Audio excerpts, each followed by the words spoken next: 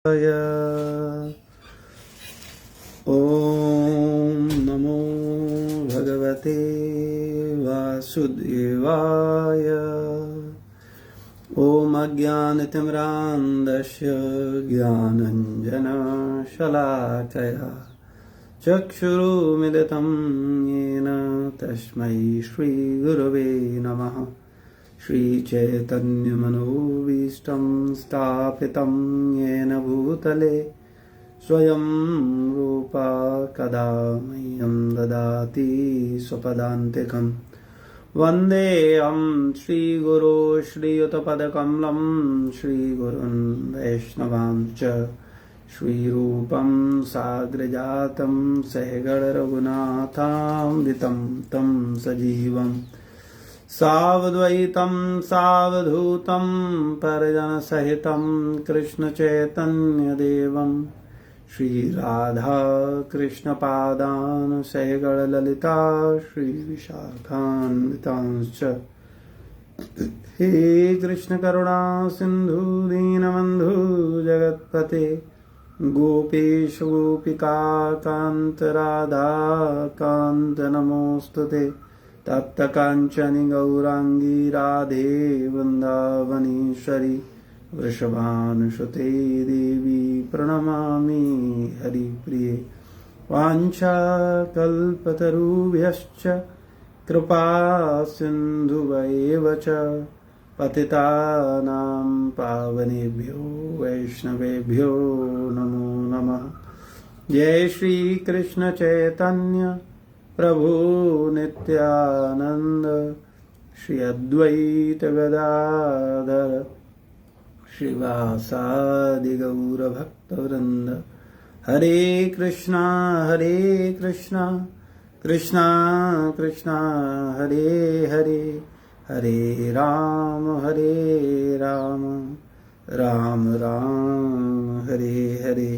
नमो विष्णुपादाय कृष्णपृष्ठाय भूतले श्रीमते भक्तिवेदांत स्वामीत नामने।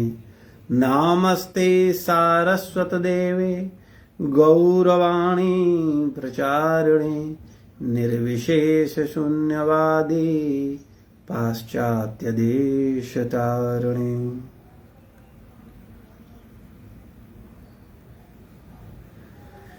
हरे कृष्णा।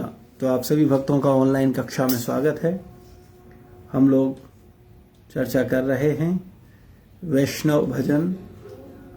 हमारे गुरु परंपरा के प्रमुख आचार्य जिनको सप्तम गोस्वामी भी कहा जाता है, भक्ति विनोद ठाकुर जी महाराज के जो भजन हैं उनसे हम लोग चर्चा कर रहे हैं। तो कल्याण कल्पतरु ये उनके भजनों की एक पुस्तक है जिसमें हम लोगों ने पिछले सत्र में भाग 1 के भजन 1 पर चर्चा किया था। आज हम लोग 2 और 3 पर चर्चा करने का प्रयास करेंगे। तो ये बांग्ला भाषा में भजन है और इसका हिंदी जो अनुवाद है उस पर हम लोग चर्चा करेंगे। मन तुमि भालवास कामेर तरंग जड़ काम परिहरि शुद्ध काम सेवा करी विस्तार अप्राकृत रंग। हे मेरे मन, तुम कामेक्षाओं की तरंगों से प्रेम करते हो। तुम इस भौतिक काम को त्याग दो और विशुद्ध भगवत प्रेम को जागृत करो। इस प्रकार तुम भगवान की दिव्य लीलाओं का विस्तार कर पाओगे। तो यहां पर भक्ति विनोद ठाकुर मनों पर चर्चा कर रहे हैं, मन को सुधारने के लिए चर्चा कर रहे हैं। कैसे मन को सुधारा जाए, कैसे मन को सही भाव दिया जाए, जिससे हमारा जो दूषित मन है वो अपना प्रभाव हमारे ऊपर न छोड़ सके। व्यक्ति का कल्याण तभी संभव है जब उसका मन सुधर जाए। उसका मन बदल जाए। जब तक मन नहीं सुधरेगा, मन नहीं बदलेगा, तो संभव नहीं है कि व्यक्ति के जीवन में परिवर्तन आए। तो भक्तिविनोद ठाकुर अपने मन की समस्त विचारों पर ध्यान दे रहे हैं और हम जैसे बद्ध जीवों को मार्गदर्शन दे रहे हैं कि किस तरह से हम मन की चंचलता से मुक्त हों, मन की बुराइयों से निकल पाएं और वास्तव में भगवान की शरणागत हो पाएं। तो कहते हैं कि हे मेरे मन, भक्तिविनोद ठाकुर अपने मन को बोल रहे हैं और हम सब लोगों को भी अपने मन को बोलना चाहिए। हालांकि हम सब सोचते हैं कि हमारा मन बड़ा पवित्र है, हमारा मन बहुत अच्छा है, हम बहुत अच्छे हैं, लेकिन वास्तविकता में जब हम अपने मन पर ध्यान देंगे तो हम समझ पाएंगे कि सच में मन की कितनी बुरी स्थिति है। जो संत लोग हैं वो सत्य का साक्षात्कार करने के कारण मन की मिथ्या भावनाओं पर विचार कर पाते हैं कि मन कहाँ अटका है, मन किस तरह से हमको जन्म जन्मांतरों के लिए भवबंधन में ढकेल रहा है, बार बार जन्म मृत्यु जरा व्याधि में फंसा रहा है, 84 लाख योनियों में बार बार आने के लिए प्रेरित कर रहा है। लेकिन हम मन की चालों में फंसे हुए हैं और जो मेरा नित्य शत्रु है वो मुझे नित्य मित्र लग रहा है। अगर हम ध्यान पूर्वक देखें तो क्या हम लोगों को हमारा मन शत्रु लगता है? क्या हमें एहसास होता है कि हमारा मन जो है ये मेरा शत्रु है? तो जब हम आचार्यों के विचारों को सुनेंगे तो हम समझ पाएंगे कि वास्तविकता में मेरा मन जो सही दिशा है उससे बिल्कुल विपरीत दिशा में जा रहा है। तो क्या कहते हैं कि हे मेरे मन, तुम काम इच्छाओं की तरंगों से प्रेम करते हो। ठीक बात है। हम लोग जो कामनाएं हैं, जो इच्छाएं हैं भौतिक जगत की, वास्तविकता में उनसे प्रेम करते हैं, भगवान से प्रेम नहीं करते हैं। पूछा जाए हम भगवान से प्रेम करते हैं तो प्रत्येक व्यक्ति दोनों हाथ खड़ा करता है, हाँ हम भगवान से प्रेम करते हैं। लेकिन अगर वो विचार करेगा वास्तविकता में तो उसको अंदर से उत्तर मिलेगा कि सच में वो भगवान से प्रेम नहीं करता है, वो कामनाओं से, काम इच्छाओं से प्रेम करता है। उसको कामनाएं चाहिए, संसार के सुख चाहिए, इंद्रिय तृप्ति चाहिए, भगवान नहीं चाहिए। तो तुम कामेक्षाओं की तरंगों से प्रेम करते हो, तुम इस भौतिक काम को त्याग दो। कौन किसको समझा रहा है बताएंगे आप में से कोई? कृपया अगर हो सके, ज्यादा विपरीत परिस्थिति न हो तो प्रकट रूप में रहें तो ज्यादा अच्छा है। हर बार बोलना पड़ता है आप सबको।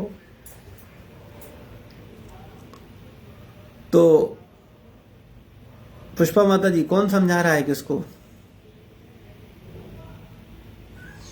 अपने मन को बता रहे हैं, अपने मन को समझा रहे हैं। हाँ, तो हम लोगों को भी अपने मन को देखना है कि जैसे आचार्य अपने मन को समझा रहे हैं वैसे हम लोगों को भी अपने मन को समझाना है कि तुम कामेक्षाओं की तरंगों से प्रेम करते हो, तुम इस भौतिक काम को त्याग दो और विशुद्ध प्रेम को जागृत करो।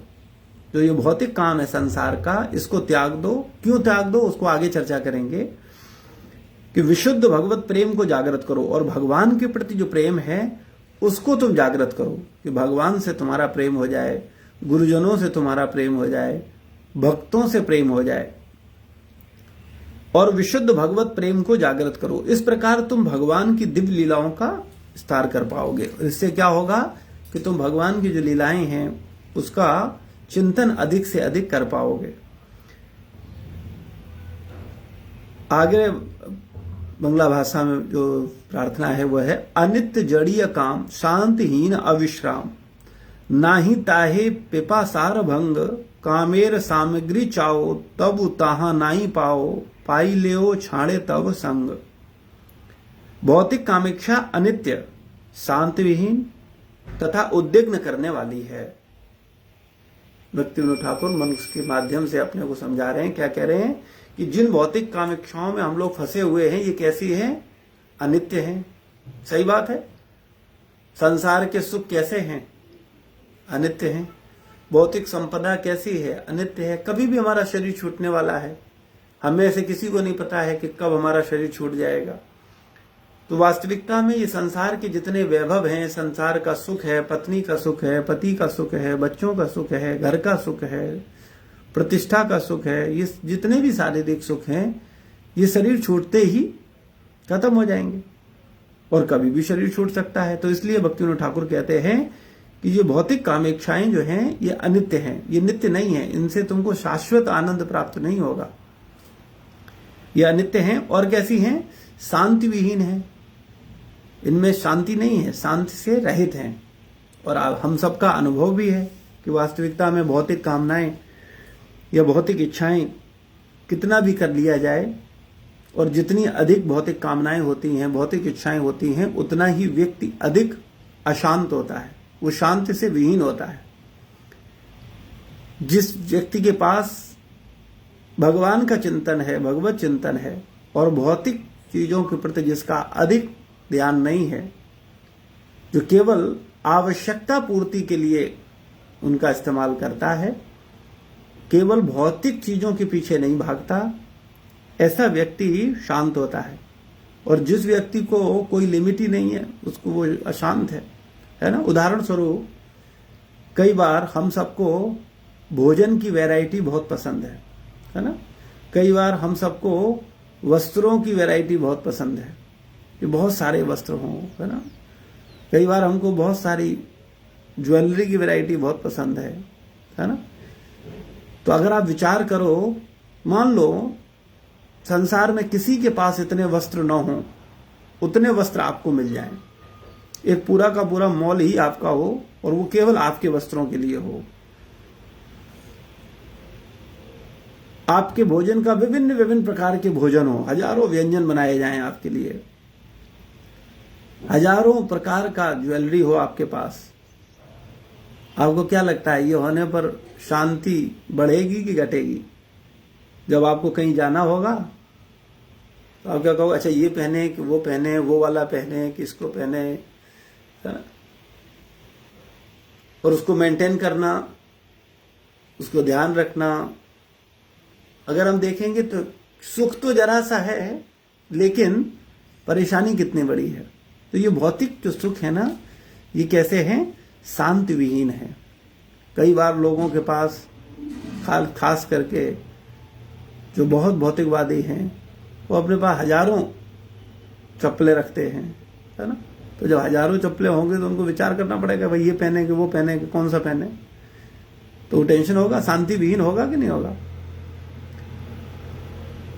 तो ये भौतिक जो चीजें हैं जितनी अधिक होंगी, हालांकि हमारे मन को बड़ा अच्छा लगता है। मन क्या चाहता है? अरे मेरे पास ऐसा होना चाहिए, मेरे पास ये होना चाहिए, मेरे पास वो होना चाहिए। लेकिन ये शांति, ये मन क्या करेगा? ये क्या होगी स्थिति हमारी? शांति विहीन हो जाएंगे हम। अच्छा, आप एक बात बताओ, मान लो आपके बहुत सारे वस्त्र हैं, बहुत सारी ज्वेलरी है, बहुत सारे भोजन के व्यंजन हैं, लेकिन आप शांत नहीं हो, आप सुखी होगे? आप विचार कर सकते हो, क्या हम सुखी होंगे?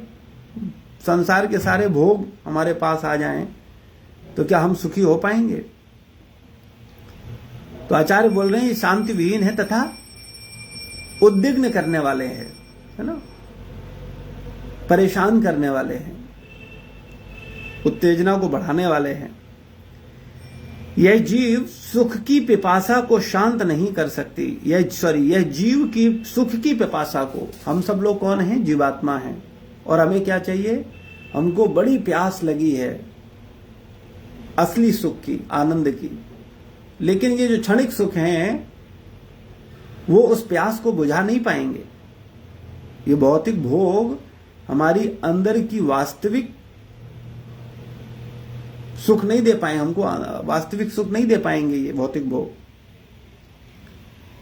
ये सुख, यह जीव की सुख की पिपासा को शांत नहीं कर सकते। यद्यपि तुम अपनी कामेक्षाओं की पूर्ति हेतु अधिकाधिक वस्तुएं चाहते हो, तथापि उन वस्तुओं को प्राप्त करने में कदापि समर्थ नहीं बनोगे। है ना।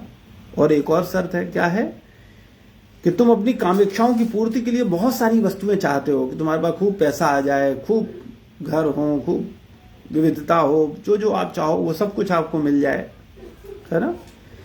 लेकिन पहले तो ये संभव नहीं होगा कि सारी चीजें आपको मिल जाएं, तथापि उन वस्तुओं को प्राप्त करने में कदापि समर्थ नहीं बनोगे, है ना। और यदि तुम उन सबको प्राप्त भी करो तो भी शीघ्र ही वे तुम्हारा संग त्याग देंगी। और अगर तुम उन्हें प्राप्त भी कर लेते हो किसी तरह से, तब भी क्या होगा, वे तुम्हारा संग त्याग देंगे। क्योंकि हमारा शरीर छूट जाए या हम उन वस्तुओं को भोगने योग्य न रहें, बात एक ही है। अभी कुछ ही समय में हमारा शरीर बूढ़ा होने वाला है, कुछ ही समय में बहुत सारी चीजें हमको सूट नहीं करेंगी, फिर चाहे वो वस्त्र हो चाहे वो भोजन हो, हमारी बॉडी को सूट नहीं करेगा, है ना।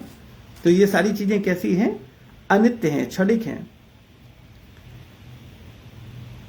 आगे बोलते हैं, तुमी सेवा कर यारे ते तोमा भजिते नारे, दुखे ज्वले विनोदेर अंग, शाण तवे मिक्षा काम हाउ तुमी सत्य काम, भज वृंदावन अनंग यहाँ कुसुम सरे, तब नित्य कलेवरे व्याप्त हवे प्रेम अतरंग।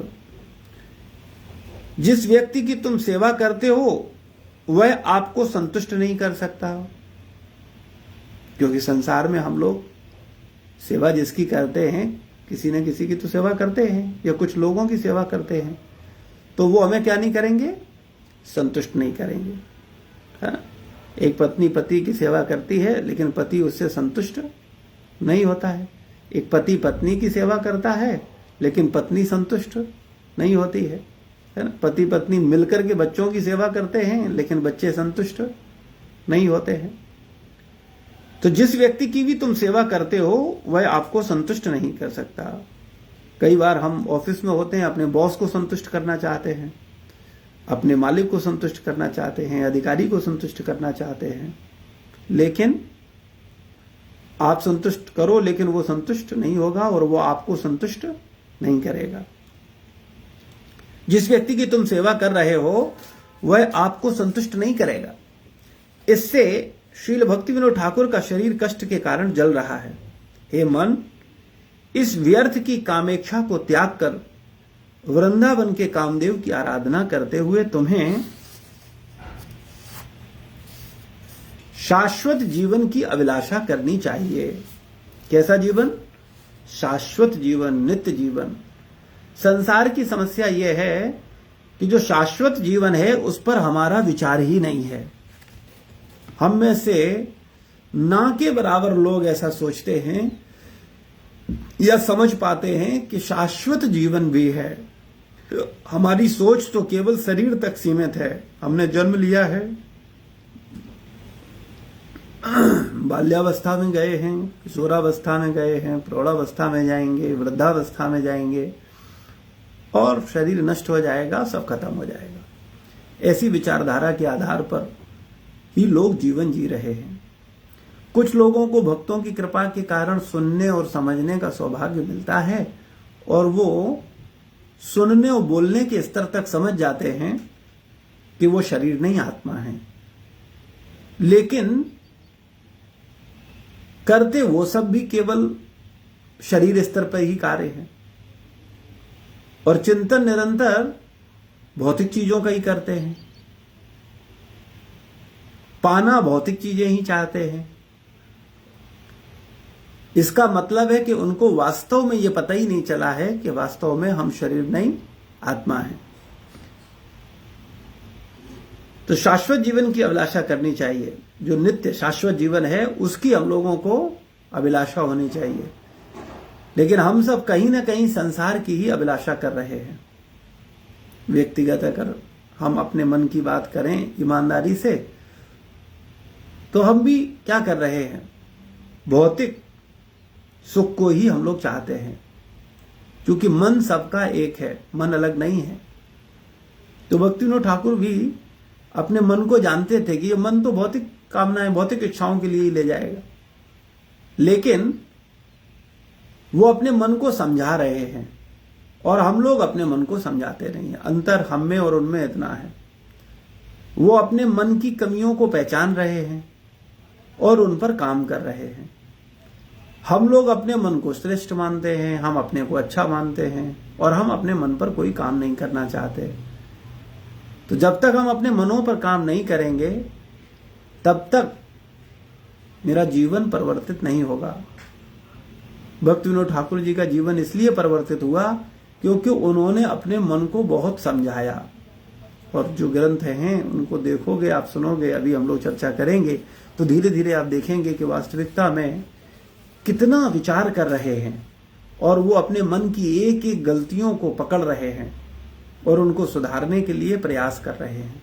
वो अपने को श्रेष्ठ नहीं बोल रहे हैं, वो कोई प्रवचन नहीं दे रहे हैं कि आप लोग सुधर जाइए, बदल जाइए। वो अपने मन को बदल रहे हैं, है ना। वास्तविकता में हम लोगों को भी जो सत्संग करना चाहिए, सुनना चाहिए या बोलना चाहिए, वो अपने मन के ऊपर कार्य करने के लिए करना चाहिए और केवल अपने मन को ही देखना चाहिए कि वो कितना बदला, कितना सुधरा। हम लोग गलती ये कर जाते हैं, सिद्धांतों को सुनते हैं और उसके बाद दूसरों को ऑब्जर्व करते हैं, ये कितना बदला, इसने कितना सुधार किया, अच्छा इसने उतना कर लिया तो हम भी कोशिश करेंगे इतना करने की। नहीं, हमारा जीवन अलग है, हमारा संस्कार अलग है, हमारे कर्म अलग हैं, हमारी गति अलग है, हम अलग मरेंगे और सब अलग मरेंगे, उनकी गति अलग होगी। तो इसलिए हमें व्यक्तिगत विचार करना चाहिए। जैसे भक्ति विनोद ठाकुर व्यक्तिगत अपने मन को समझा रहे हैं। अब वो अपने मन को समझा रहे हैं और अगर उनके समझाने से अपने मन को समझा रहे हैं, अगर हम उनकी बात को देखेंगे और उसको स्वीकार करें और हम भी अपने मन को उसी तरह से समझाएं, तो निश्चित रूप से हम भी शुद्ध भक्ति को प्राप्त कर सकते हैं, कृष्ण प्रेम को प्राप्त कर सकते हैं, नित्य आनंद को प्राप्त कर सकते हैं। तो शाश्वत जीवन की अभिलाषा करनी चाहिए। अतः उनके पुष्प रूपी बाणों से वेदित होकर आपको भगवत प्रेम से पूरित दिव्य शरीर प्राप्त होगा। तो क्या कह रहे हैं कि हम लोगों को वास्तविकता में वृंदावन में जो भगवान हैं, राधा रमण बिहारी हैं, राधा रमण जी हैं, उनकी शरण लेनी चाहिए, है ना। और पुष्प रूपी बाणों से वेदित होकर आपको भगवत प्रेम रूपी दिव्य शरीर प्राप्त होगा। भगवत धाम में व्यक्ति को ये हाड़ मांस मल मूत्र वाला शरीर प्राप्त नहीं होता है। हम लोग कितनी बड़ी समस्या में फंसे हैं, इस पर हमारा विचार ही नहीं है। हम नित्य जीवात्मा कहां मल मूत्र हाड़ मांस में फंसे हुए हैं। हम लोग कई बार अपने आप को नहीं जानते, क्योंकि अगर हमारी केवल पतली सी स्किन है ना, स्किन कैसी है, बिल्कुल बहुत पतली सी है, इसको बस उतार दिया जाए, हम लोग देख पाएंगे फिर एक दूसरे को। असलियत क्या है, क्या भरा है हमारे अंदर, हाड़ मांस मल मूत्र। तो वास्तविकता में इसमें हम फंस गए हैं। और हम कैसे हैं, नित्य हैं, हम नित्य जीव हैं, हम हमेशा से हैं, हमेशा रहेंगे। लेकिन उस शाश्वत जीवन को छोड़ करके हम इस भौतिक जीवन में फंसे हुए हैं। तो जो अगली प्रार्थना है उसमें भक्ति विनोद ठाकुर जी और स्पष्ट करते हैं और क्या कहते हैं, मन रे तुमी बड़ संदिग्ध अंतर असी याक्ष ए संसारे बद्ध हाय जड़ा धारे जड़ा सक्त हले निरंतर। मेरे प्रिय मन, तुम अत्यंत संदिग्ध हो। संदिग्ध सब समझते हैं। संदिग्ध कोई बताएगा क्या होता है संदिग्ध? संदिग्ध का मतलब डाउट। हाँ, मतलब इस पर भरोसा नहीं किया जा सकता, बड़ा हम कहते हैं संदिग्ध व्यक्ति है ना। ऐसे क्या कह रहे हैं, मेरे प्रिय मन, मेरे मन तुम कैसे हो, बड़ा डाउटफुल हो, संदिग्ध हो, तुम पर भरोसा नहीं किया जा सकता। हे प्रिय मन, तुम अत्यंत संदिग्ध हो। इस भौतिक जगत में आकर विषय वस्तुओं के द्वारा बद्ध हो गए हो। इस प्रकार से तुम निरंतर आसक्त रहते हो, भौतिक वस्तुओं में निरंतर आसक्त रहते हो। और आगे कहते हैं, भूलिया स्वकीय धाम, सेवि जड़ गत काम, जड़ बिना ना देखे अपर, तुमार तुमित्व जिनी, आच्छादिति हाइले तीनी, लुप्त प्राय देहेर भीतर। बोलते हैं कि तुम अपने शाश्वत निवास स्थान को भूलकर भौतिक काम की सेवा में रत हो। जो हमारा शाश्वत निवास है, शाश्वत निवास कहाँ है हमारा? भगवत धाम में। क्योंकि हम शरीर नहीं है, हम आत्मा हैं और हम हमेशा से हैं, हमेशा रहेंगे। लेकिन ये हम भूल गए हैं, मेरा मन ये भूल गया है। मेरा मन मेरे बच्चों को अपना मान रहा है, ये मेरे बच्चे हैं, इनकी शकल मुझसे मिल रही है, ये मेरे हैं, इनके लिए मुझे कुछ करना है। शरीर को मेरा मान रहा है, मेरा मन शरीर को बोल रहा है कि ये शरीर ही तुम हो, इस शरीर को सुखमय स्थिति में ले जाओ, इसको अच्छे से रखो, है ना, ये आकर्षित लगे। ये मेरा मन हमें समझाता है। मेरा मन विभिन्न विभिन्न रूप से हमको भौतिक वस्तुओं में ही फंसा रहा है। वो बार बार मेरा मन ये एहसास दिलाता है कि तुम आत्मा नहीं, तुम शरीर हो। तो भक्तिविनोद ठाकुर बोले तुम बड़े डाउटफुल हो, तुम पर विश्वास नहीं किया जा सकता। हम लोग कई बार लोगों पर विश्वास नहीं करते हैं, है ना, लेकिन क्या आप अपने मन पर विश्वास नहीं करते हो? ऐसा हुआ कभी? आपको अपने मन पर पूरा विश्वास है? कितने लोगों को अपने मन पर विश्वास है? दीप्ति माता जी, मन पर विश्वास है? प्रभु जी मुझसे पूछो। दीप्ति माता जी, सॉरी प्रीति। प्रभु जी हरे कृष्ण। प्रभु जी प्रभु जी मन का तो हाँ, मतलब कितना कई बार क्या होता है, हम प्रॉमिस करते हैं, मतलब जैसे न्यू ईयर आता है तो हम प्रॉमिस करते हैं कि हम बस इस साल ये नहीं करेंगे, लेकिन फिर चीटिंग कर देते हैं अपने आप से। तो ये मन डाउटफुल है ना? पुष्पा माता जी, क्या अनुभव है? बिल्कुल भरोसा नहीं कर सकते, कभी भी बदल जाता है ना? तो आप देख सकते हो ये मन हमको ठग रहा है। क्या आपको ऐसा लगता है ये मन आपको ठग रहा है? ऐसा एहसास होता है आपको? फीलिंग आती है ऐसी, ये मन आपको ठग रहा है?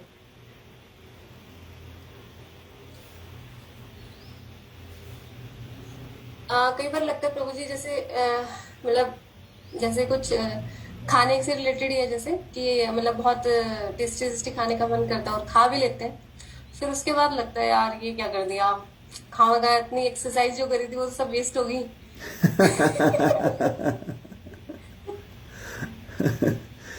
जी, तो हमें देखना चाहिए ये पर डे। देखो ये तो शरीर के स्तर पर ही मन ठग रहा है ना? अभी आत्म स्तर पर तो विचार ही नहीं है। भाई शरीर है, शरीर मोटा हो रहा है और अंदर से मन ही बोल रहा है देखो पतले अच्छे लगते हैं, ये कहाँ जाओगे, थोड़ा कंट्रोल करो।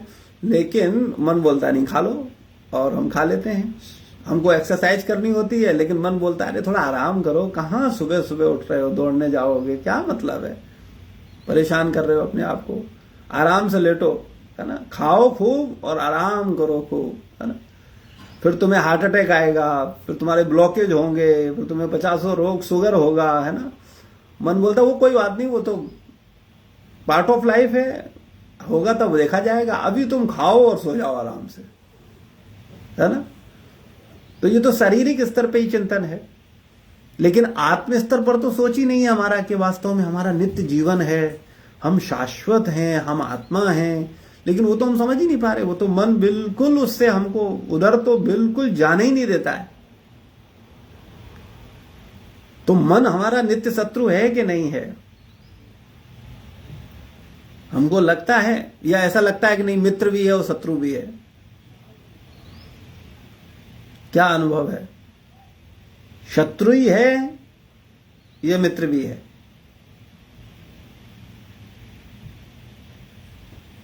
लगता है ऐसा कि वो मेरा है, मेरे अच्छे के लिए ऐसा हो रहा है, मुझे खुश करेगा, मेरा मन है।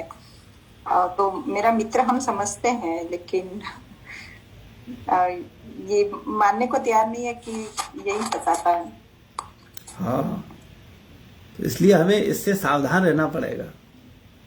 हम लोगों को अपने मनों पर बहुत काम करना है, उनको बहुत गंभीरता पूर्वक अपने मन पर काम करना है। अगर हम अपना भला चाहते हैं तो, अगर हम अपना भला नहीं चाहते तो ठीक है, फिर पति मानते रहो, पत्नी मानते रहो, बच्चा मानते रहो, अपने को शरीर मानते रहो, अपने को जाति मानते रहो और फंसाए रखो अपने आप को, है ना, और सबसे द्वेष करते रहो।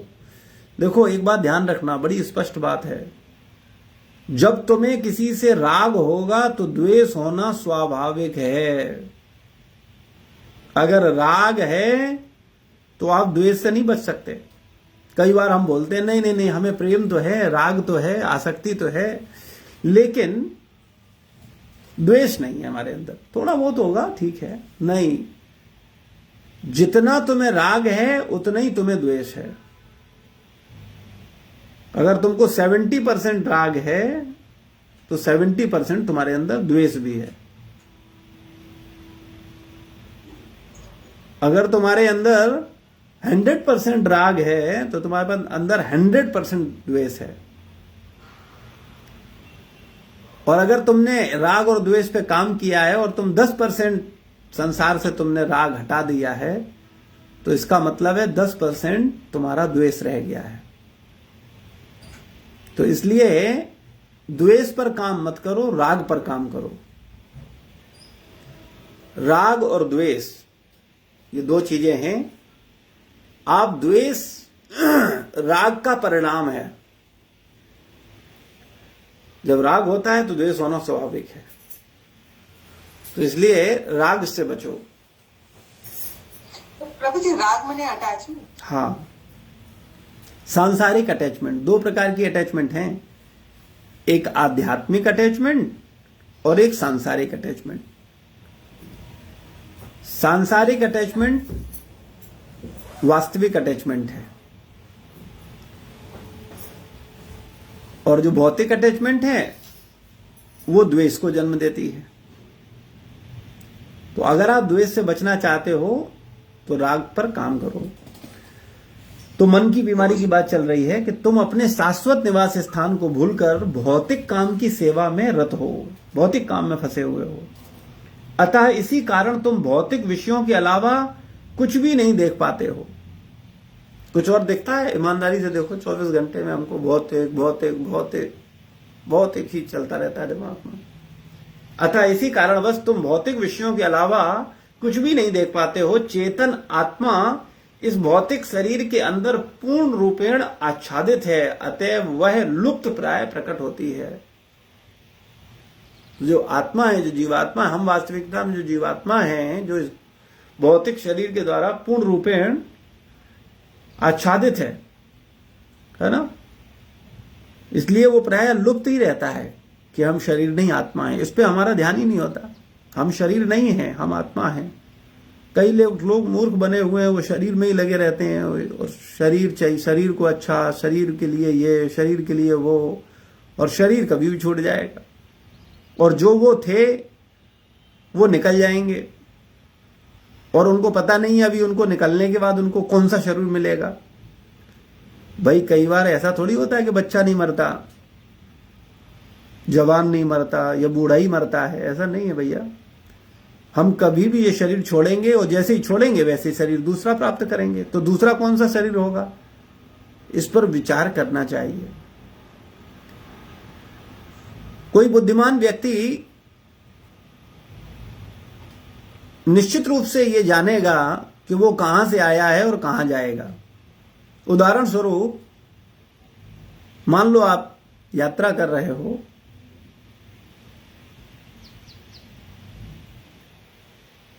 ये उदाहरण जब हमने सुना था तो इसको मैंने एक व्यक्ति पर प्रैक्टिकल कर लिया।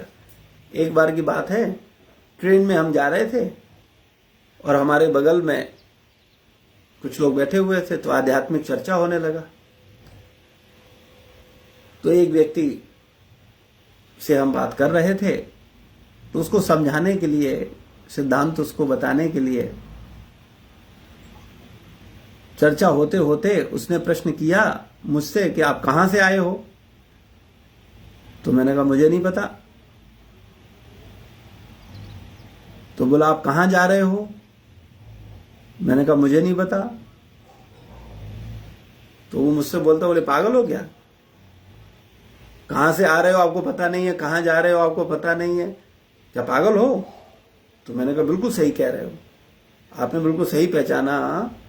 जैसे आप मुझे पागल बोल रहे हो, इसी प्रकार से आपको भी तो नहीं पता है कि आप कहां से आए हो और कहां जाओगे। आप मां के गर्भ में कहां से आए, आप इस शरीर में कहां से आए, इस मनुष्य के शरीर में कहां से आए, स्त्री के शरीर में कहां से आए, कुत्ते के शरीर में कहां से आए, बिल्ली के शरीर में कहां से आए, कहां से आए। भाई आप हमेशा से तो नहीं हो ना। तो आप बोलते हो हाँ ये शरीर हमेशा से तो नहीं है, मैं हमेशा से तो नहीं हूं, तो कहां से आए। बोले मां के गर्भ से आए। अच्छा तो मां के गर्भ में आप मां पैदा हुई थी तब से थे क्या। तो बोले नहीं नहीं ऐसा थोड़ी होता है, पिता से शादी हुई तब आए। तो कैसे आए, तो पिता के वीर के द्वारा आए। पिता ने हमको मां के गर्भ में स्थानांतरित किया, फिर मां के गर्भ से हम इस शरीर में वृद्धि कर रहे हैं। मटर का दाना थे तब न स्त्री थे न पुरुष थे, फिर विकास हुआ, स्त्री पुरुष के रूप में बदले, बाद में जन्म हुआ। जन्म होने के बाद बढ़े, बच्चे हुए और बड़े हुए और बड़े हुए, प्रौढ़ावस्था पर पहुंचे। उसके बाद हम सब जानते हैं कि अभी वृद्धावस्था पर पहुंचेंगे, या बीच में ही किन्हीं कारणोंवश ये शरीर छोड़ करके चले जाएंगे। तो कहां जाओगे, बोले पता नहीं। कहां से आए पता नहीं। तुम पागल नहीं हो। बोले इतना कौन सोचता है। तो मैंने कहा क्या सोचने का विषय नहीं है ये, क्या इस पर विचार नहीं किया जाना चाहिए। तो संसार में 99.9% लोगों को पता ही नहीं है कि वो कहां से आए हैं और कहां जा रहे हैं। तो जब किसी को ये पता ही नहीं है कि वो कहां से आए हैं और कहां जा रहे हैं, तो इसका मतलब है कि वो निश्चित रूप से मूर्ख हैं। वो भले ही अपने आप को बड़ा विद्वान मानते रहें कि उनके पास बड़ी डिग्रियां हैं, बहुत कुछ उन्होंने सीखा है, बहुत कुछ वो जानते हैं, बहुत पढ़ा है उन्होंने, बड़े विद्वान हैं, लेकिन वास्तविकता में मूर्ख है। तो भक्तिविनोद ठाकुर बता रहे हैं कि चेतन आत्मा इस भौतिक शरीर के अंदर पूर्ण रूपेण आच्छादित है, अतः वह लुप्त प्राय है। आत्मा की तरफ किसी का ध्यान नहीं है, केवल शरीर शरीर शरीर और शरीर। बोले मैं ब्राह्मण हूं, मैं मिश्रा हूं, मैं दीक्षित हूं, मैं यादव हूं, इसी में फंसे हैं लोग। मैं पुरुष हूं, मैं स्त्री हूं, और 4 से 10 साल 20 साल मेहनत करके कोई अधिकारी बन गए तो मैं डीएम हूं, मैं डॉक्टर हूं, मैं इंजीनियर हूं, मैं साइंटिस्ट हूं। बस मैं आत्मा नहीं हूं और सब कुछ हूं। जो सत्य है बस वो ही नहीं हूं, और जो असत्य है वो मैं हूं। तो ये पागलपन है, ये मूर्खता है। हमें पहचानना पड़ेगा, हमें जानना पड़ेगा वास्तविकता क्या है। क्या मैं डॉक्टर हमेशा से हूं, क्या मैं साइंटिस्ट हमेशा से हूं, क्या मैं डीएम हमेशा से हूं, क्या मैं ब्राह्मण हमेशा से हूं, क्या मैं यादव हमेशा से हूं, क्या मैं क्षत्रिय हमेशा से हूं, क्या मैं स्त्री हमेशा से हूं, क्या मैं पुरुष हमेशा से हूं। नहीं।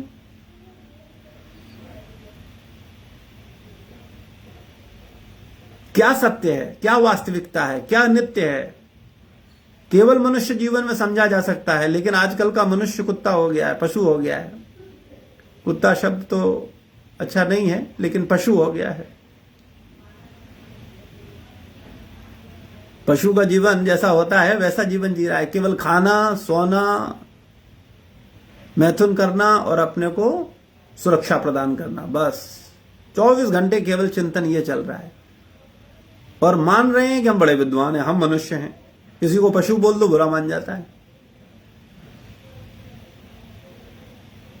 लेकिन वो अपने ऊपर काम नहीं करना चाहता, वो अपने मन को बदलना नहीं चाहता। लेकिन भक्तिविनोद ठाकुर समझा रहे हैं कि हम चाहें तो अपने मन पर काम कर सकते हैं। आगे बोलते हैं, तुमी त जड़ीय ज्ञान सदा करितेछ ध्यान, ताहे सृष्टि कर चराचर, ए दुख काहिब कारे, नित्य पति परिहारे, तुच्छ कत्वे करिले निर्भर। आचार्य बोलते हैं, तुम सदा भौतिक ज्ञान पर ही अपना ध्यान केंद्रित करते हो, इसी कारण बस तुम्हारे सारे कार्य भौतिक हैं। क्या कह रहे हैं कि तुम भौतिक ज्ञान पर ही अपना ध्यान केंद्रित करते हो, जो भौतिक चीजें हैं, भौतिक ज्ञान है, उसमें ही फंसे हो केवल। और इसी के कारण जो आपके कार्यकलाप हैं वो कैसे हैं? भौतिक हैं। मैं अपनी यह व्यथा किससे कहूं कि तुम अपने नित्य स्वामी को त्याग कर तुच्छ पदार्थों पर निर्भर हो। जो नित्य स्वामी हैं, जो असली मालिक हैं, उनको छोड़ करके तुच्छ पदार्थों पर निर्भर हो कि ये तुम्हें सुखी करेंगे। हमारा मन हमें ऐसा बेवकूफ बना रहा है कि ऐसा किसी ने नहीं बनाया हमें। कोई मेरा मित्र मुझे हर पल बेवकूफ बनाए तो वो मित्र कहलाएगा? हम क्या कहें, शत्रु है, हमेशा मुझे कंफ्यूज करता है, हमको डाइवर्ट करता है, हमको कभी सही बात नहीं बोलता है।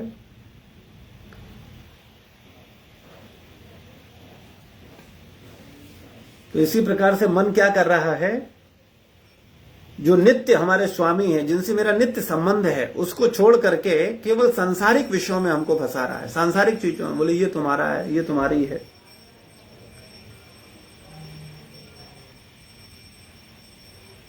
मैं अपनी व्यथा किससे कहूं कि तुम अपने नित्य स्वामी को त्याग कर तुच्छ पदार्थ जो हैं उन पर निर्भर हो। पदार्थों पर निर्भर क्यों हैं? क्योंकि हम पदार्थ का ज्ञान ले रहे हैं, पदार्थ पर हमारा चिंतन है, पदार्थ की शिक्षा ली है, पदार्थ का चिंतन है, पदार्थ पर निर्भर हैं। न आत्म की शिक्षा ली है, न परमात्मा का शिक्षा लिया है, न आत्मा परमात्मा का चिंतन है, और न परमात्मा पर निर्भर है। तो इस बीमारी से, ये जो मन को बीमारी लगी हुई है भौतिकता की, इसका इलाज बहुत जरूरी है, वरना ये मन हमको मार देगा। पल पल हमारे लिए प्रॉब्लम क्रिएट कर रहा है। लेकिन जो बुद्धिमान हैं वो सावधान हो जाएंगे और अपने मन की चालों से अपने को रक्षा कर पाएंगे। आगे बोलते हैं,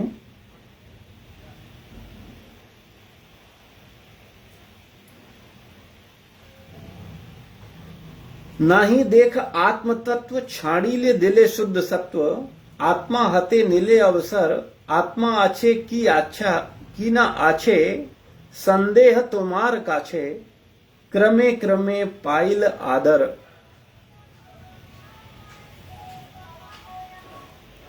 तुम्हारी आत्म तत्व के विज्ञान में रुचि नहीं है। ठीक बात है ना? हमारे मन की आत्म तत्व के ज्ञान में कोई रुचि नहीं है। अगर उसको पता चले कि तुमको ये सब्जेक्ट पढ़ना है और इससे तुमको भौतिक ये पदार्थ मिल जाएगा, फिर देखो कैसी रुचि आती है व्यक्ति में। 18 घंटे पढ़ता है, किताबों से हटता नहीं है। लेकिन जो आत्म तत्व का विज्ञान है, जो परमात्मा का विज्ञान है, उसको समझने में कोई रुचि नहीं है, उसके लिए टाइम नहीं है। बोले गीता, बोले हाँ 2 मिनट हम सच्ची पूजा करते हैं, हम दिखावा नहीं करते। दिन भर गीता लिए बैठ घूमते रहें, हरे कृष्ण माला करते रहें, भागवत पढ़ें, ये सब बेकार की चीजें हैं। हम सच्चे मन से 2 मिनट पूजा करते हैं। बकाया कर्म ही पूजा है। खूब भोग करो, कमाओ, पैसे कमाओ, एंजॉय करो। मनुष्य जीवन मिला है तो इसका पूरा लाभ उठाओ। ये दिखावा नहीं होता हमसे। तो तुम्हारी आत्म तत्व के विज्ञान में कोई रुचि नहीं है। वस्तुतः तुमने शुद्ध सत्व के आधार को त्याग दिया है और अपनी स्वाभाविक स्थिति से अवकाश ग्रहण कर लिया है। तुमको अभी भी संशय है कि आत्मा का अस्तित्व है या नहीं।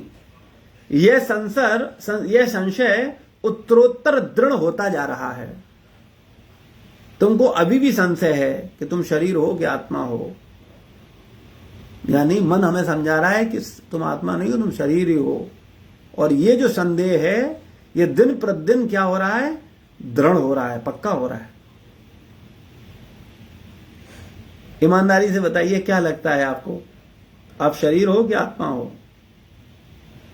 क्या विचार है?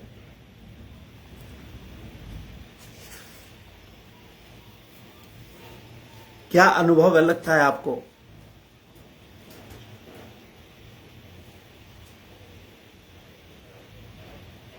कोई शेयर करेगा?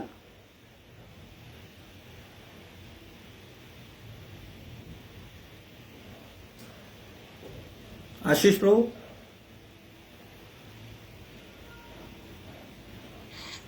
प्रभु जी मतलब अभी तो बहुत इनिशियल स्टेज चल रही है। मुझे लगता है अभी तक तो शरीर का ही है, कुछ वो नहीं हो पाया कि आत्मा आत्मा है, लेकिन उसका कुछ वो नहीं आता, कुछ प्रूफ टाइप का या कुछ पहले का कुछ याद आया है तो मतलब थोड़ा बिलीफ जैसे पक्का हो जाए कि हाँ हम आत्मा है। अभी शरीर का तो आप बोलते हैं तो उसे धीरे धीरे फर्म हो रहा है। देखो भैया, अच्छा एक चीज बताओ, आपने कहा कि कुछ याद आए पूर्व जन्म का, कुछ पता चले कि हाँ ऐसा था, तो ठीक है, विश्वास किया भी जाए। अभी आप समझाते हो तो ठीक है, समझने की कोशिश कर रहे हैं, लेकिन दिखता तो शरीर है, आत्मा तो दिखती नहीं है। तो मन हमारा समझाता है, बोले कहाँ जो दिख नहीं रहा है उसके चक्कर में कहाँ फंसे हो, जो दिख रहा है उसमें लगो, संसार में जो चीजें हैं उनको प्राप्त करो, कुछ पुरुषार्थ करो, जो फालतू के चक्करों में मत फंसो। ये संदेह जो है ये दिन प्रतिदिन और गहरा होता चला जा रहा है। तो वास्तविकता जी कोशिश यही रहती है कि, लेकिन मैं बस कहना चाह रहा हूँ कि मैं अपने मन को समझाता हूँ हाँ ऐसा ऐसा है, लेकिन जैसे होता है ना आपके सामने दिख जाए हाँ ये चीज है तो थोड़ा पक्का कॉन्फिडेंस आ जाता है ना।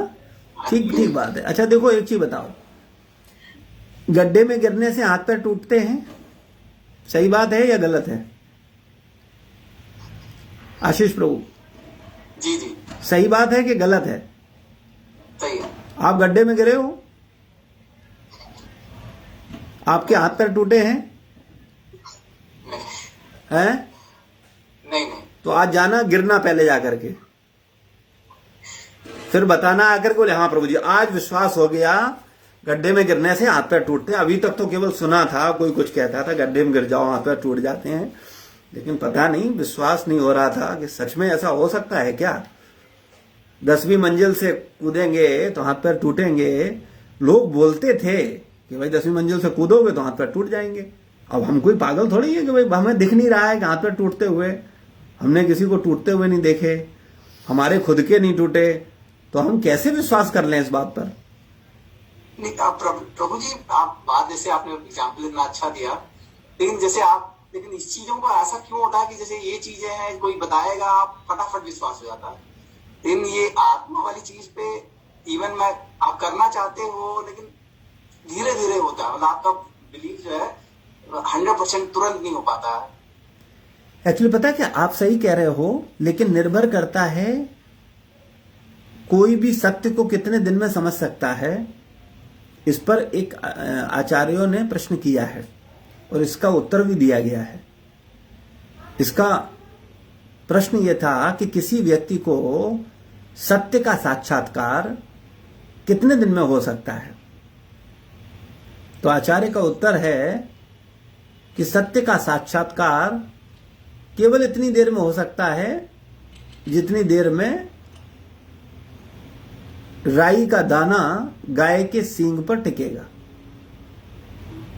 ठीक है, गाय के सींग पर राई का दाना रखो, कितनी देर टिकेगा? बोले बस इतनी देर में साक्षात्कार हो जाएगा सत्य का। और फिर आगे बोलते हैं या अनंत जन्मों में भी नहीं। फिर आगे बोलते हैं ये तो सत्य को समझने और स्वीकार करने के ऊपर है।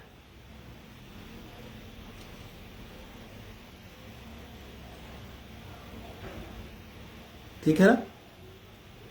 पहले लोग सत्य को समझ ही नहीं पाते।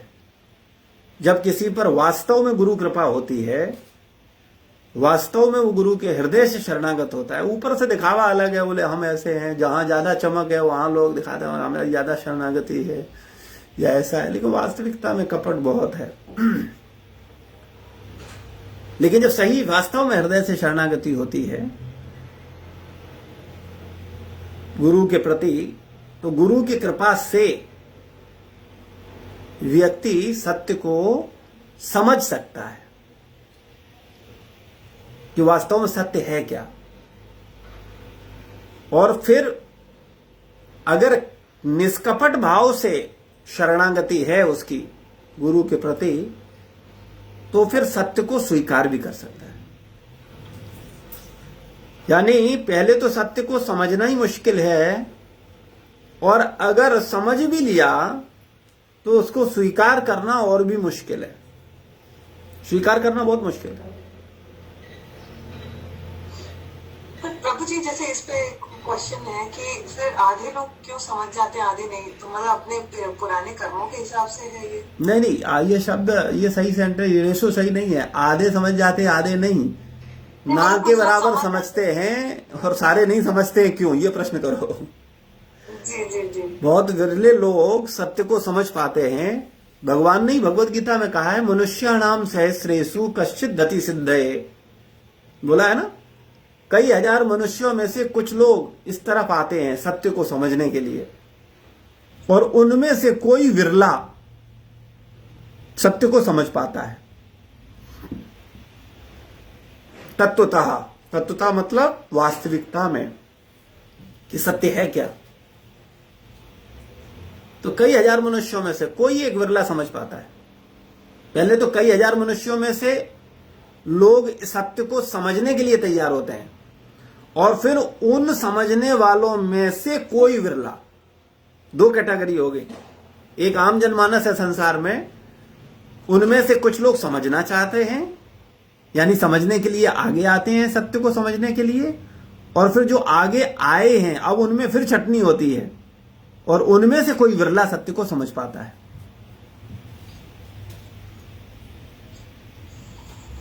तो ये निर्भर करता है हमारी गंभीरता पर। तो हमारे कर्म उसमें, हमारे पिछले जन्म के कर्म उसमें नहीं मैटर करते हैं? देखिए, संस्कार बाधा या सहायक तो बनता है। भाई, पूर्व जन्म में जो साधना की है या पूर्व जन्म में आपने जो संस्कार अर्जित किए हैं, अगर अच्छे हैं तो निश्चित रूप से सहयोग करेंगे, और अगर अच्छे नहीं हैं तो निश्चित रूप से वो बाधा उत्पन्न करेंगे। लेकिन ये संस्कार उतनी बड़ी बाधा नहीं है।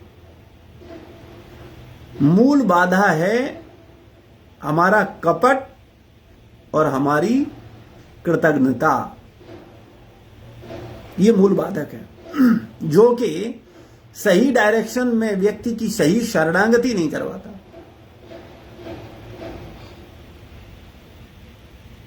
तो प्रभु जी, वो भी तो कर्म के हिसाब से हुआ। जैसे कि मान लीजिए हमारे अच्छे कर्म रहे हैं तो उसी हिसाब से लोगों से मिलेंगे, वैसे ही मान लीजिए गुरु से भेंट करना भी तो शरणागति, आप इसे समझो, शरणागति विषय अलग है। व्यक्ति अच्छा हो सकता है, व्यक्ति बुरा हो सकता है, बुरा व्यक्ति भी शरणागत हो सकता है और अच्छा व्यक्ति भी शरणागत हो सकता है। हो सकता है बुरा व्यक्ति शरणागत हो जाए, हो सकता है अच्छा व्यक्ति शरणागत ना हो। शरणागति स्वतंत्र है।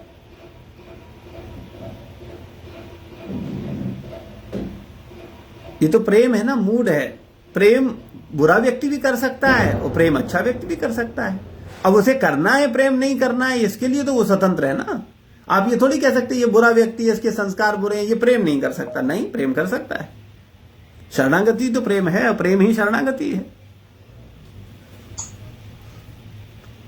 तो वाल्मीकि जी, जैसे प्रभु वाल्मीकि जी का एग्जाम्पल। हाँ, वाल्मीकि जी का एग्जाम्पल है, बिल्कुल सही है। वाल्मीकि देखो कैसे थे। जैसे कुछ लोग, कुछ नहीं, मतलब जैसे संत लोग बोलते हैं कि जब बहुत जन्म के पुण्य उदित होते हैं तब आप अध्यात्म की तरफ बढ़ना चाहते हो। सही बात है, बिल्कुल सही बात है। लेकिन आध्यात्म की तरफ बढ़ने वाले कितने लोग हैं जो आध्यात्म को वास्तव में समझ पाते हैं और उसे प्राप्त कर पाते हैं?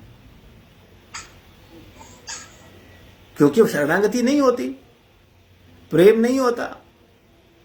तो जब प्रेम नहीं है, शरणागति नहीं है, तो फिर बस घूमते रहते हैं लोग। नहीं, लेकिन एटलीस्ट वो बढ़ना चाह रहे, तो मैं उसी जो पहले वाला स्टेज है वही तो पूछ रही हूँ कि फिर वो अच्छे कर्म होते हैं तभी इस तरफ झुक सकते हैं ना, या आते हैं? निश्चित रूप से जब व्यक्ति के अनंत जन्मों में उसकी सुकृतियां इकट्ठी होती हैं तो उसको भक्ति करने का, भक्तों का संग करने का, भगवान या भगवान की प्रिय वस्तु मिलने का सौभाग्य प्राप्त होता है। लेकिन उसके बाद फिर वो अपराध करता है या सेवा करता है, ये तो उस पर निर्भर है ना। अब वो अपराध या सेवा भावना से करेगा। अगर उसका प्रेम होगा तो सेवा करेगा, और अगर प्रेम नहीं होगा तो अपराध करेगा। शरणागति होगी तो सेवा करेगा, शरणागति नहीं होगी तो अपराध करेगा। तो कहने का तात्पर्य यह है, आशीष प्रभु, हम लोग बात कर रहे थे कि आपने कहा कि मुझे याद आए तो हम माने कुछ कि हाँ भाई है ऐसा, भाई हमको तो याद नहीं आ रहा है।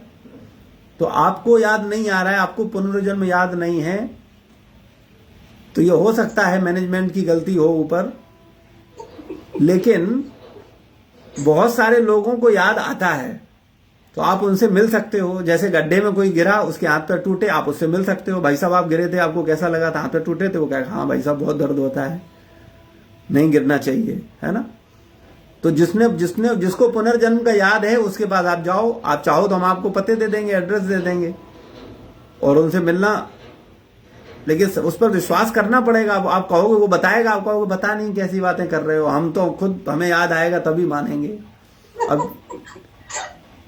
अब वो गड्ढे पे जाओ, आप गिरा हुआ व्यक्ति है, प्लास्टर चढ़ा हुआ है, और वो समझाए आपको कि देखो गड्ढे में गिरने से पैर टूटता है, आपको नहीं भैया हम तो विश्वास नहीं करेंगे, हम तो तभी करेंगे जब हम गिरेंगे। पता नहीं कितना दर्द होता है, तुम शायद ज्यादा दिखावटी कर रहे हो, लोगों की सिंपैथी लेने के लिए चिल्ला रहे हो, इतना दर्द होता थोड़ा ही है।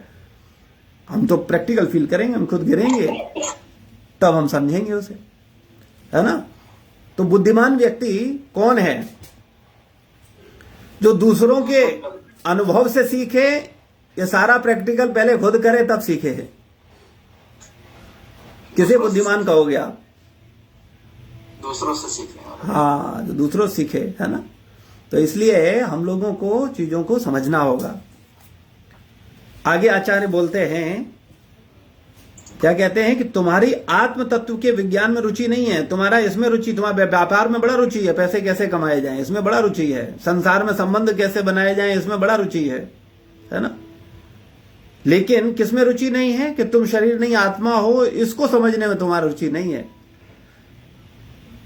तुम हमेशा से हो, हमेशा रहोगे, इसको समझने में तुम्हारा कोई रुचि नहीं है। भगवान कौन है, कहां है, कैसे हैं, कितने दयालु हैं, कितने अच्छे हैं, कितने गुणवान हैं, इसको समझने में कोई रुचि नहीं है। तो तुम्हारी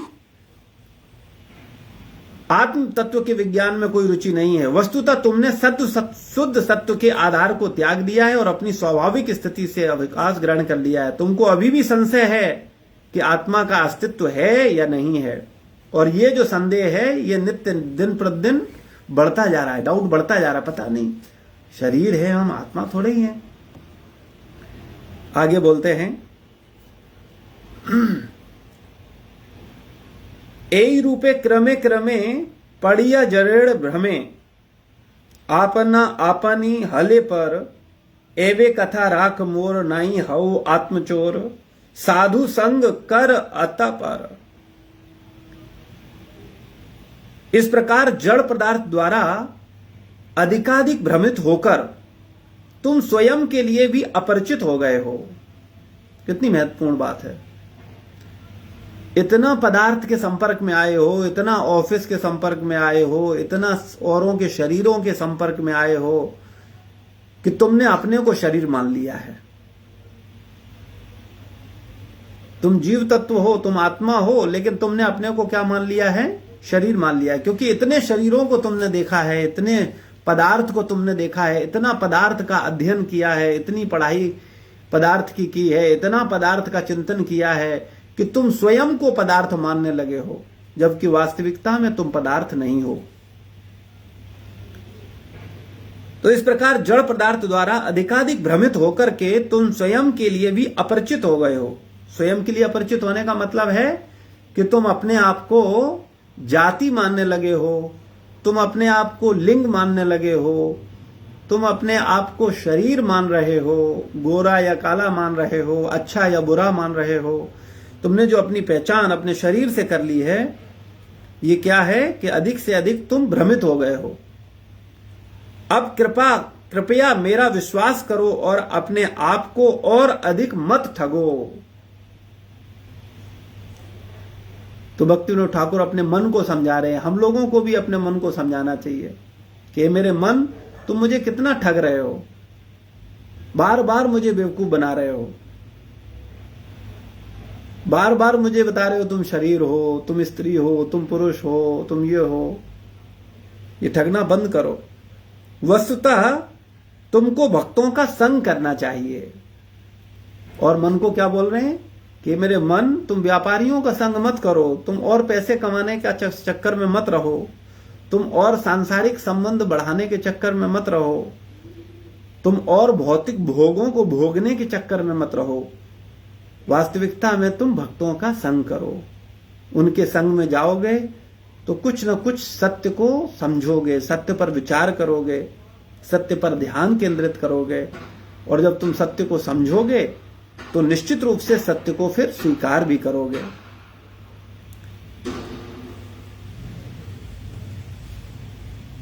तो भक्तिविनोद ठाकुर बोल रहे हैं कि हे मेरे मन, तुम संसार के पदार्थों के चिंतन को छोड़ करके भक्तों का संग करो। और आगे कहते हैं,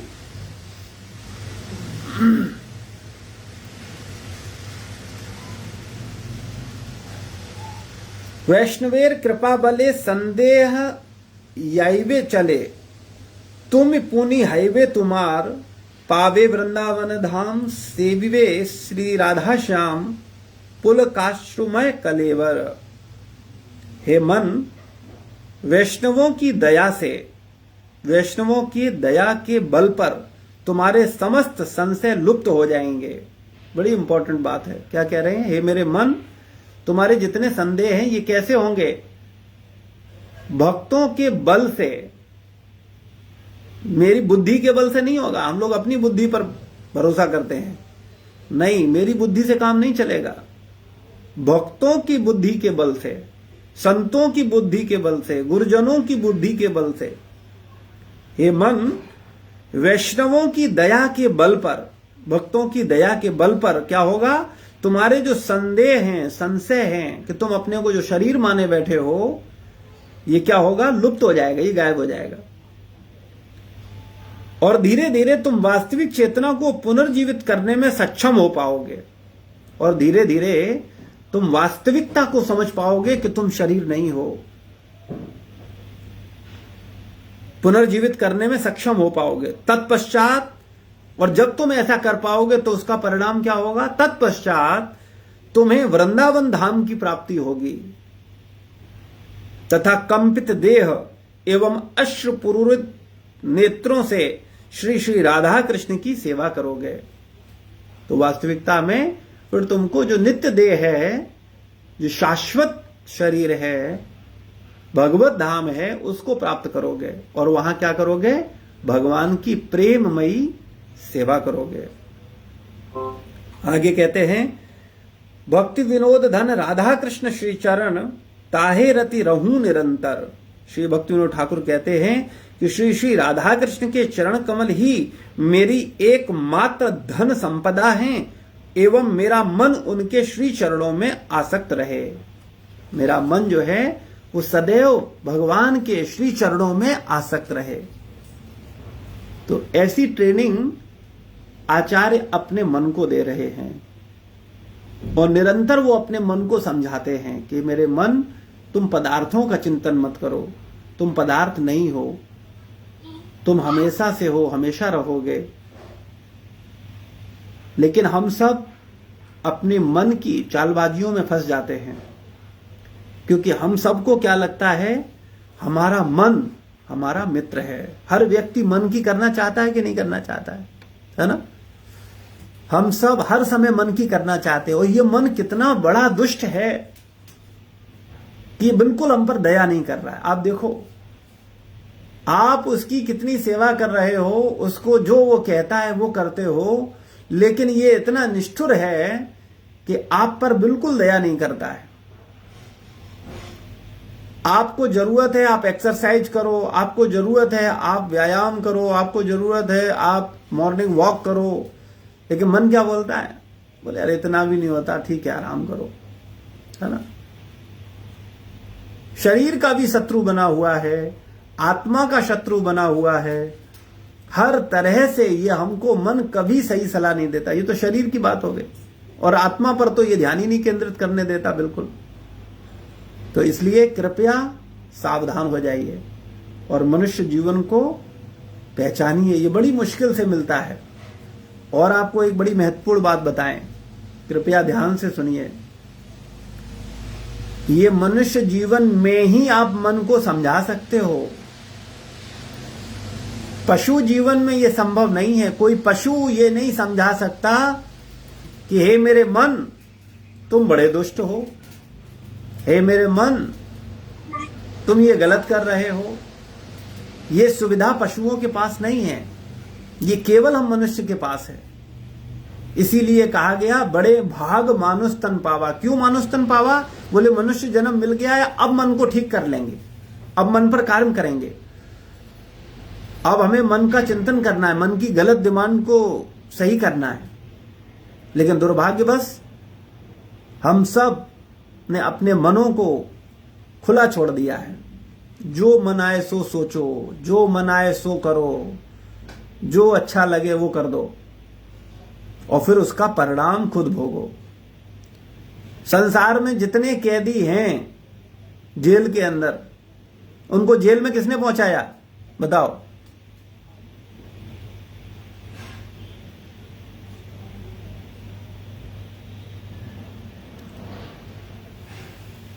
पूरी दुनिया के कैदियों की बात कर रहे हैं, किसी एक कैदी की नहीं। संसार में जितनी जेलें हैं उनके अंदर जितने कैदी हैं उनको वहां किसने पहुंचाया?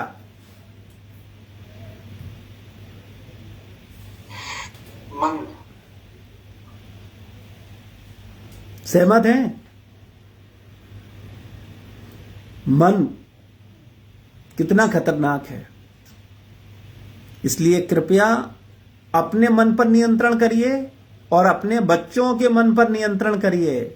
क्या आप चाहते हो आपके बच्चे जेल में जाएं?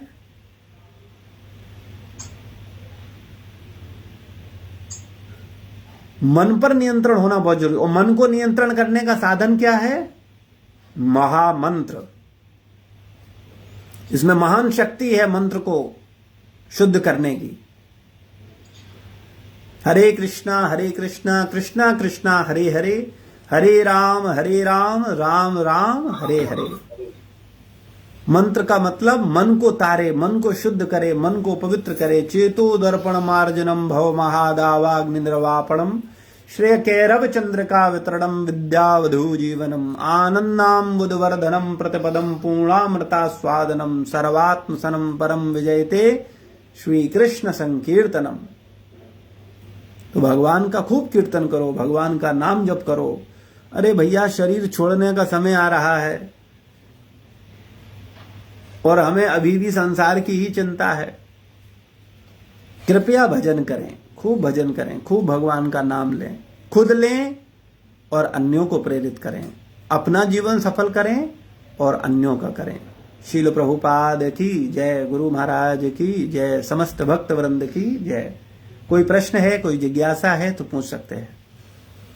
प्रभु जी एक चीज पूछनी थी। आपने जैसे बोला कि मन शत्रु है, लेकिन अभी मतलब जैसे जो लोग आध्यात्मिक दुनिया में बहुत प्रैक्टिस नहीं कर चुके हैं उनका तो शत्रु ही है। लेकिन जैसे मान लीजिए कोई बहुत सही मन से मतलब क्या शरणागति होके भी किसी ने किसी गुरु के प्रति और भगवान के प्रति पूरा मान लीजिए शरणागति हो गई उसकी, उसका मन भी शत्रु हो सकता है?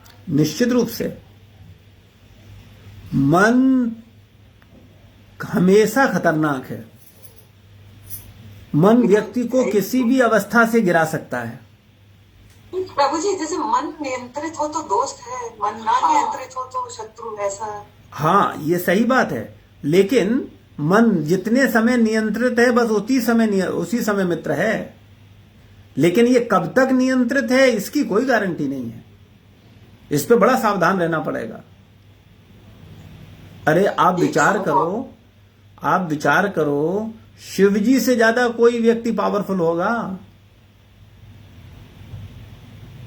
ब्रह्मा जी से ज्यादा पावरफुल होगा कोई? नारद मुनि से ज्यादा पावरफुल होगा? ब्रह्मा जी का मन अनियंत्रित हो गया और आप देखते हैं वो अपनी ही पुत्री जिन्होंने उनको उत्पन्न किया उसके प्रति वो आसक्त हो गए। आप सोचो, ये ऐसा व्यक्ति, आप सोचोगे ऐसा काम तो कोई संसार का व्यक्ति नहीं सोचता। शिव जी भगवान को बोले मोहिनी रूप दिखाने को कि मुझे अपना वो मोहिनी रूप दिखाइए, वो बड़ा सुंदर, हमने सुना है बड़ा सुंदर, आप इतना सुंदर। शिव जी भगवान ने बोला नहीं रहना दो। बोले नहीं, मुझे आपका मोहिनी स्वरूप देखना है। तो आप सोचो, शिव जी जैसा परम विद्वान व्यक्ति, क्या स्थिति है, मतलब हम लोग सोच नहीं सकते। और उनके समक्ष जब भगवान जैसे ही मोहिनी सुंदर से स्वरूप में आए तो शिव जी जान रहे हैं, अभी डिस्कशन चल रहा था, बोल रहे थे कि भैया ये भगवान नारायण हैं, श्री हरि हैं, और वो वैसे ही मोहिनी अवतार में आए, वो उनका संग करने के लिए भागने लगे।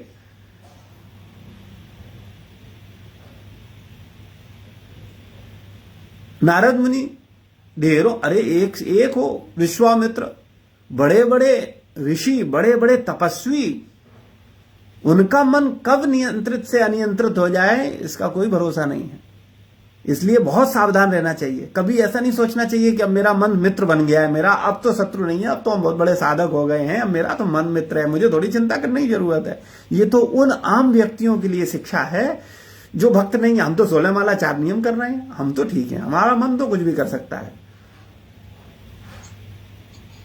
प्रभु जी, जैसे काफी प्रैक्टिस के बाद तो ऐसा हो जाता होगा कि आपका मन कहे कि चलो 16 माला करते हैं, जैसे अभी तो नहीं कहता, कहे कि चलो भागवत गीता पढ़ते हैं, ऐसा होता है? हाँ, निश्चित रूप से। जब आपको टेस्ट मिलने लगेगा, जब आपको हायर टेस्ट मिलेगा, जब आपको आनंद आने लगेगा, तो आपका फिर मन बार बार कहेगा कि हाँ चलो भाई थोड़ा ये कर लेते हैं। लेकिन कब होगा? जब भक्तों का संग होगा। बस संग होगा तो ये मन नियंत्रित होने में सहायता मिलेगी। और पता चला आपने 1 घंटे संग किया भक्तों का हफ्ते में, और पूरे हफ्ते संग किया मित्रों का, ऑफिस में चर्चाएं की, संसार देखा, विचार हुआ, तो इस जन्म में क्या अनंत जन्मों में भी इच्छा नहीं होगी कि 16 माला करें, भागवत पढ़ें, भगवत गीता पढ़ें, उस पर थोड़ा ध्यान दें? बहुत मुश्किल है। हाँ, और ये भी गारंटी है, अगर जितना संग आप भौतिकवादियों का कर रहे हो उतने ही संग भक्तों का करने लगो, जीवन बदल जाएगा। इच्छा उत्पन्न हो जाएगी भगवान का भजन करने का, भागवत पढ़ने का, गीता पढ़ने का, एकदम तीव्र इच्छा उत्पन्न हो जाएगी। लेकिन संग बड़ा इंपॉर्टेंट है। संग अगर ठीक होगा तभी काम बनेगा। इसलिए हमें कुसंग से बहुत बचना चाहिए। कम से कम अगर हमें संसार में अपना जीवन निर्वाह करना है और संसार में जीना है, तो हमें केवल काम के लिए संसारी लोगों का संग करना चाहिए, हृदय से संग नहीं करना चाहिए। हम लोग हृदय से संग करते हैं, उनकी चीजों में इन्वॉल्व होते हैं, उसमें इंटरेस्ट लेते हैं, उस पर डिस्कशन करते हैं, उसमें बड़ी बड़ी चर्चाएं होती हैं। फिर उन चर्चा होने के बाद फिर घर पे आ रहे होते, फिर भी मन चल रहा होता है, हाँ उसने क्या कहा था, बात तो सही थी, अरे अच्छा अब की बार हमको ऐसा करना है, उसने पार्टी दी थी अब हमको पार्टी देनी है, उसने वहां दी थी हमको यहाँ देनी है ना। तो फिर वो सब अगर संसार का चिंतन चलता रहेगा तो फिर भागवत गीता और भागवत पढ़ने का चिंतन, भगवत भजन का चिंतन उत्पन्न नहीं होगा। तो जितना अधिक सत्संग होगा, जितना अधिक सही डायरेक्शन में चिंतन होगा, उसका उतना अधिक प्रभाव होगा। ठीक है ना? और किसी का कोई प्रश्न?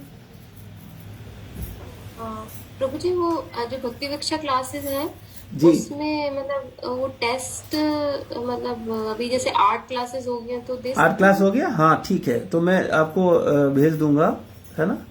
वो एक अजीत प्रभु हैं, तो अजीत प्रभु को मैं बोल दूंगा तो वो मुझे भेज देंगे, तो मैं आपके ग्रुप में शेयर कर दूंगा, है ना।